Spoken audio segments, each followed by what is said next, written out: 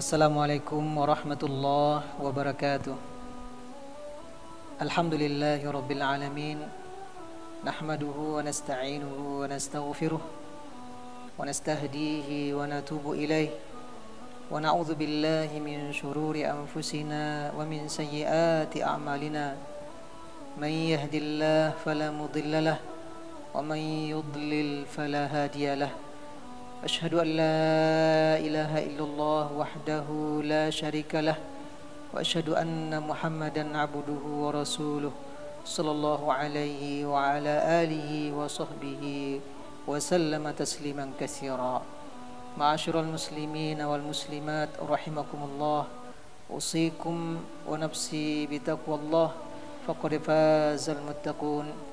يا أيها الذين آمنوا اتقوا الله حق تقاته ولا تموتن إلا وأنتم مسلمون.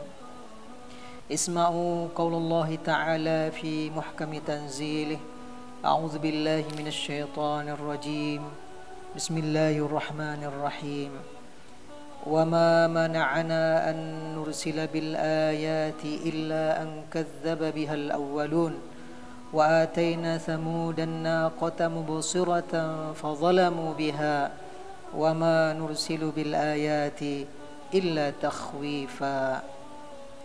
Dan tidak ada yang bisa menghalangi kami untuk mengirimkan tanda-tanda kekuasaan kami, melainkan telah didustakan sebelumnya oleh orang-orang terdahulu.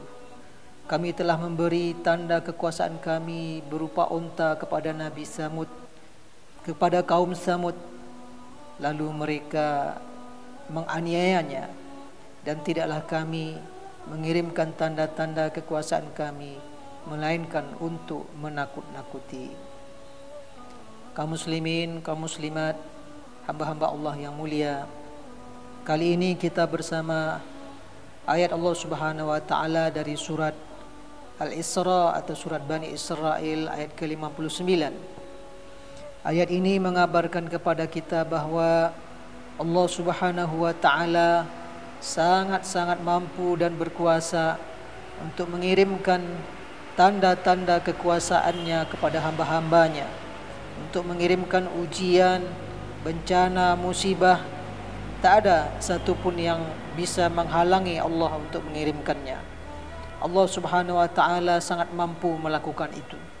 Maka dia mengatakan di awal ayat ini, wa ma mana'ana an nursila bil ayati illa an kadzdzaba bihal awwalun. Dan tidak ada yang bisa menghalangi kami untuk mengirimkan tanda-tanda kekuasaan kami, melainkan umat-umat yang terdahulu telah mendustakannya. Begitulah kemahakuasaan Allah Subhanahu wa taala. Ketika dia berkehendak, idza arada syai'an an yaqula lahu kun fayakun. Jika Allah berkehendak tentang sesuatu, maka Allah hanya cukup mengatakan jadilah, maka terjadilah apa yang menjadi kehendak Allah Subhanahu wa taala. Tidak ada yang terjadi di muka bumi ini atau di jagat raya ini, di atas permukaan bumi atau di dalam perut bumi sama sekali, melainkan semuanya dalam masyiatullah, dalam kehendak Allah, dan semuanya dengan izin dan ilmu Allah Subhanahu wa taala. Itu sudah Allah praktekkan kepada kaum-kaum terdahulu. Allah Subhanahu wa taala mengirimkan tanda-tanda kekuasaannya, mengirimkan ujian-ujiannya kepada kaum-kaum yang terdahulu sebelum kaum dan umat Nabi Muhammad sallallahu alaihi wasallam.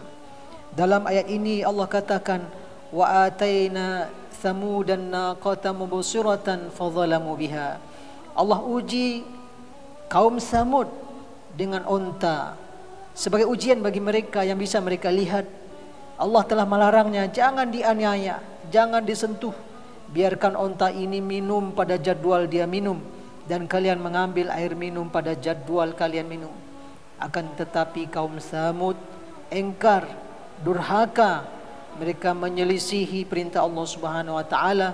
Mereka menganiaya unta ini dan membunuhnya, sehingga kemudian mereka berhak mendapat azab dan siksa dari Allah Subhanahu wa taala.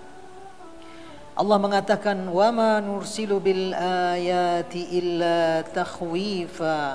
Kami tidak kirim tanda-tanda kekuasaan kami, kami tidak kirim tanda-tanda kemaha-agungan dan kemaha-perkasaan Allah Subhanahu wa taala kepada manusia, melainkan itu tujuannya adalah salah satunya takhwifa, untuk menakut-nakuti hamba. Karena hamba bila takut kepada Allah Subhanahu wa taala akan berlindung kepadanya, akan bergantung kepadanya, dan Allah adalah yang maha suka, yang senang dengan hamba yang mau berlindung dan bergantung kepadanya. Allah kirimkan satu persatu tanda-tanda kekuasaannya kepada kaum dan umat terdahulu. Sebagai contoh kaum muslimin dan kaum muslimat, Allah menguji kaum Nabi Musa, Bani Israel, Fir'aun dan para pengikutnya. Fa'arsalna alaihimut tufana wal jarada wal qummala wad dhafadi'a wad dama ayatim mufassalat fastakbaru wa kanu qauman mujrimin. Maka kami kirim kepada mereka angin topan. Allah uji Fir'aun dan para pengikutnya. Allah turunkan tentaranya yang bernama topan, badai. Fir'aun minta tolong ke Nabi Musa agar berdoa kepada Allah menghentikan azab dan siksa Allah ini, dan berjanji kalau diturunkan dan dihentikan azab ini akan beriman kepada Nabi Musa dan beriman kepada Allah. Maka Nabi Musa berdoa kepada Allah, lalu berhenti musibah topan ini.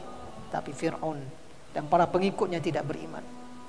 Wal jarada, kami kirim kepada mereka belalang. Jutaan belalang datang ke Mesir waktu itu, merusak pertanian orang-orang Mesir, membuat ketakutan Fir'aun dan para pengikutnya. Lalu memohon kepada Nabi Musa agar didoakan kepada Allah dan dihentikan ini. Tapi setelah berhenti azab Allah, kembali mereka engkar, kembali mereka membangkang dan melawan kepada Allah Subhanahu wa taala. Wal kummala, dikirim juga kutu masuk ke gandum-gandum mereka, merusak hasil pertanian mereka, sehingga seluruh gandum yang kelihatannya berisi begitu dipanen kosong melompong, tak ada isinya. Ujian, tanda-tanda kekuasaan Allah Subhanahu wa taala Allah kirimkan. Minta ampun, minta tolong Fir'aun dan para pengikutnya kepada Nabi Musa agar berdoa kepada Allah menghentikan azab ini. Setelah didoakan dan berhenti, lagi-lagi mereka engkar dan melawan kepada Allah Subhanahu wa taala. Wad-dhafadi'a, Allah kirim juga kata, jutaan kata meloncat di mana-mana, masuk ke rumah-rumah, masuk ke istana Fir'aun. Sampai mereka kemudian juga minta tolong ke Nabi Musa agar didoakan kepada Allah agar azab ini berhenti. Setelah didoakan azab berhenti, kembali lagi Fir'aun dan para pengikutnya engkar. Waddama, kami kirim darah. Seluruh air yang ada di Mesir ketika itu, air minum mereka, air bersih mereka, sungai Nil, berubah menjadi darah. Tidak bisa mereka minum, tidak bisa mereka gunakan. Lagi-lagi mereka ketakutan, memohon kepada Nabi Musa agar didoakan kepada Allah agar azab ini dihentikan. Tapi ketika sudah dihentikan oleh Allah Subhanahu wa taala, lagi-lagi mereka engkar kepada Allah. Begitulah orang-orang terdahulu yang telah Allah perlihatkan. Allah kirim satu persatu tanda-tanda kekuasaannya. Tujuannya apa? Takhwifa, menakut-nakuti, agar ketika manusia takut, mereka mau minta tolong kepada Allah Subhanahu wa taala. Fir'aun sudah sekian banyak tanda kekuasaan Allah dilihatnya. Tongkat Nabi Musa berubah jadi ular, mengalahkan para tukang sihir semuanya. 5 macam azab yang sudah diturunkan, topan, belalang, kutu, kata, darah, tapi tetap engkar. Maka tentu akhirnya kemudian ketika sudah ditenggelamkan di Laut Merah, sudah tidak ada lagi peluang untuk selamat. Oh, baru berkata, al-an, sekarang saya akan mengimani apa yang diimani oleh Musa dan Harun. Tapi sudah terlambat. Begitu juga dulu umat Nabi Nuh, engkar kepada Allah Subhanahu wa taala, tidak mau beriman kepada Nabi Nuh dengan apa yang dia bawa. Lalu kemudian Allah sudah siapkan akan datang tsunami besar, yang beriman diajak naik kapal. Anak kandung Nabi Nuh tetap melawan, tetap sombong, tetap angkuh, tidak hadir dalam dirinya ketakutan. Air sudah naik, air sudah meninggi, tapi dia ingin, sa'awi ila jabalin ya'simuni minal ma', Saya mau pergi ke sana ayahanda, ke bukit, ke gunung yang tinggi itu. Saya akan selamat dari air ini. Tapi Nabi Nuh sudah mengajak. Qala la asima minallah. Hari ini tidak ada yang bisa menyelamatkan dari Allah Subhanahu wa taala. Akhirnya pun juga tewas tenggelam. Wa ma nursilu bil ayati illa takhwifa. Tidaklah kami turunkan tanda-tanda kekuasaan kami kecuali untuk menakut-nakuti manusia, agar kemudian manusia bila dia takut kepada Allah Subhanahu wa taala, takut akan kemaha-agungan dan maha perkasaan Allah Subhanahu wa taala, mereka segera kembali bersandar, bertobat, memohon ampun dan bergantung kepada Allah Subhanahu wa taala. Kaum muslimin dan kaum muslimat, hamba-hamba Allah yang mulia, musibah bencana virus corona ini salah satu tanda-tanda kekuasaan Allah. Betapa majunya negara-negara yang kaya dan dengan segala teknologi dan sumber daya dimilikinya, bertekuk lutut di hadapan virus yang tak tampak ini, tak jelas ukurannya dan tak jelas seperti apa fisiknya, kecuali dengan cara-cara yang sangat detail menggunakan teknologi. Cina, Amerika, negara-negara Eropa tumbang di hadapan wabah virus corona ini. Sebagian umat manusia tersadar, sebagian umat manusia kembali kepada Allah Subhanahu wa taala, karena memang tujuan dari Allah hadirkan tanda-tanda kekuasaannya adalah takhwifa, menakut-nakuti kita. Karena orang beriman bila hadir rasa takut, maka hilang rasa sombong, hilang rasa angkuh, hilang takabur, dan itulah harusnya sikap orang beriman. Bila datang bencana, bila datang ujian, bila datang musibah, tak boleh orang beriman bersifat sombong. Tidak boleh orang beriman bersifat angkuh dan takabur. Tak boleh keluar dari mulut orang beriman seperti yang mungkin sebagian ada yang berkata, aku hanya takut kepada Allah, aku tidak takut dengan corona. Kami hanya takut kepada Allah, kami tidak takut dengan corona. Ini sesungguhnya pernyataan yang sangat-sangat sombong. Bukanlah pernyataan orang beriman, bukan pernyataan orang yang hatinya sedang takut kepada Allah Subhanahu wa taala. Allah mampu melakukan segala-galanya, dan bisa saja dengan virus yang sangat kecil kita dibinasakan oleh Allah Subhanahu wa taala. Petunjuk dari baginda Rasulullah sallallahu alaihi wasallam mengajarkan, larilah kalian dari wabah seperti larinya kalian dari singa atau binatang buas. Bukan menghadirkan keangkuhan, kesombongan. Justru hari-hari ini orang-orang beriman harus semakin tawadhu, semakin merendahkan diri, semakin takut kepada Allah Subhanahu wa taala. Kita tidak tahu di balik ini semua apa, setelah ini semua apa yang akan terjadi. Semuanya dalam ilmu Allah Subhanahu wa taala. Bagi orang beriman hanya akan mengatakan la haula wala quwwata illa billah. Tidak ada daya, tidak ada upaya kecuali berlindung kepada Allah Subhanahu wa taala. Jadi datangnya musibah, datangnya tanda-tanda Allah Subhanahu wa taala, turunnya ujian dari Allah Subhanahu wa taala harus kemudian menghadirkan rasa takut kepadanya. Karena memang itu tujuannya. Dan ketakutan kita kepada Allah itu bagian dari penghambaan diri kita kepadanya.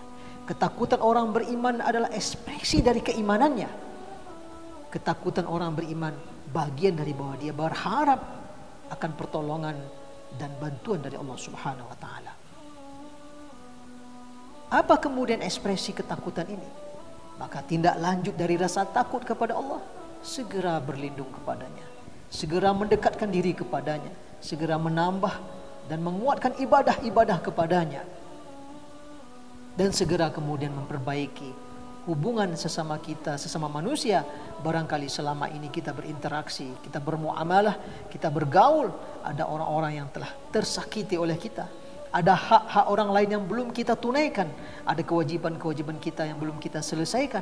Sesungguhnya momen-momen turunnya peringatan-peringatan Allah, momen turunnya ayat-ayat tanda-tanda kekuasaan Allah Subhanahu wa taala mengantarkan kita untuk segera menyelesaikan juga urusan kita kepada Allah. Kaum muslimin, kaum muslimat, hamba-hamba Allah yang mulia, orang beriman tidak mengharapkan datangnya ujian dari Allah. Rasulullah sallallahu alaihi wasallam mengatakan, la tatamannu liqa'al adu. Jangan kalian berharap-harap untuk datangnya musuh. Jangan kalian minta-minta untuk datangnya musuh. Walakin idza laqitumuhu fasbutu. Tapi ketika dia hadir, maka sahabat, kokoh, tetap berpegang teguh dengan Allah Subhanahu wa taala. Hanyalah sifat Bani Israel yang minta-minta diturunkan azab. Hanyalah sifat Bani Israel yang minta datang ujian dari Allah Subhanahu wa taala. Tapi mereka begitu ujian datang, mereka semuanya langsung tumbang. Begitu datang ujian, mereka langsung futur. Begitu datang ujian, mereka langsung menyimpang dari jalan Allah Subhanahu wa taala. Para ulama sudah menyarankan dan memberikan arahan agar kita menghadapi bencana wabah ini untuk taat dan patuh kepada arahan para ulama, imbauan para pemerintah dan pihak-pihak berwenang. Maka wujud dari kembalinya kita kepada Allah Subhanahu wa taala, wujud dari kita mengambil pelajaran dari peristiwa ini, mari kita patuh kepada seruan pemerintah, seruan pihak berwenang. Mari kita patuhi saran dan arahan dari para ulama. Para ulama juga sudah menyuruhkan kita dalam solat-solat kita melaksanakan qunut nazilah, berdoa kepada Allah Subhanahu wa taala, berlindung dari wabah penyakit ini, berlindung dari berbagai macam penyakit dan kesusahan. Itu bagian dari bentuk kita takut dan berlindung kepada Allah Subhanahu wa taala. Semoga wabah virus corona ini segera berlalu dan kita berjumpa dengan bulan Ramadan sebagai hadiah terbaik yang Allah berikan kepada kita pada tahun yang luar biasa ini.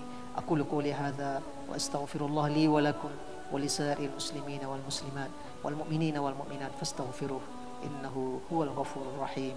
Wallahu a'la wa a'lam bissawab. Wassalamu alaikum warahmatullahi wabarakatuh.